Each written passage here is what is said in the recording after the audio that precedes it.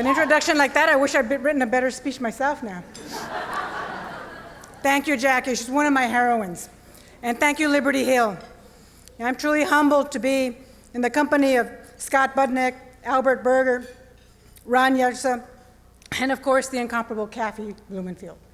Congratulations to all of you, but thank you especially for the work that you do and the difference that you make in the lives of so many. And when Paula Litt called to tell me about the Founders Award, my wife, Laura Henao, and I were speechless. And for those of you who know us, you know that's a rarity. The only thing I could come up with was, I guess that means we keep Liberty Hill in the will.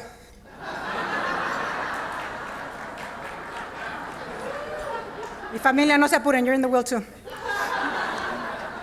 I encourage all of you to do the same.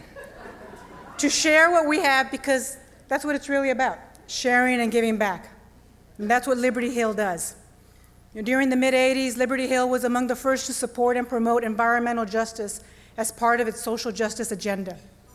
It supported Las Madres del Este de Los Angeles, like Jackie said, a group co-founded by my mom, Juana Beatriz Gutierrez. She can't be here tonight, but my dad, Ricardo Gutierrez, is here. So thank you for being here, Dad. Liberty Hill also supported some of the first ethnic groups, saying that a good environment is about quality of life for us too.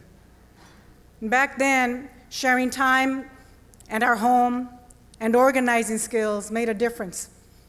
In fact, you'll see some of the news clippings from back then. My nephew, really small at the time, the pictures that say no prison in East LA. He's a grown man now here with children of his own, still doing organizing for environmental justice. So thank you for being here, Mark.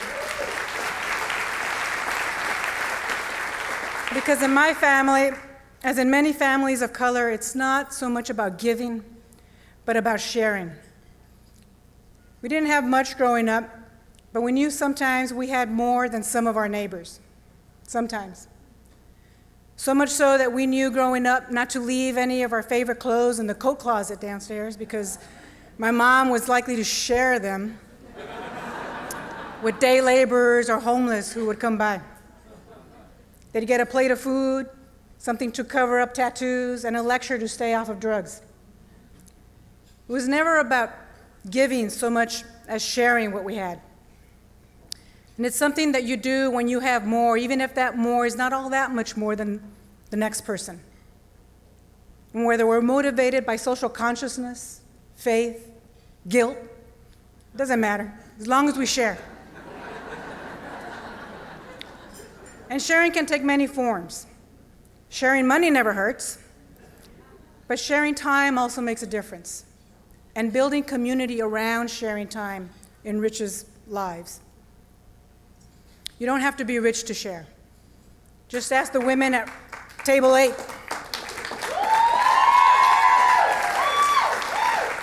And the folks at table 102.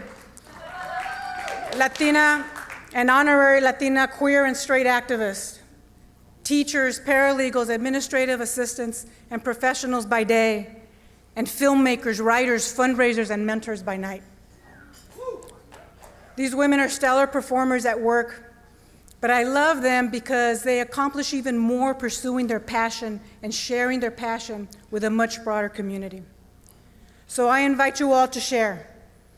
Make sure you do not leave this room without sharing what you have with Liberty Hill.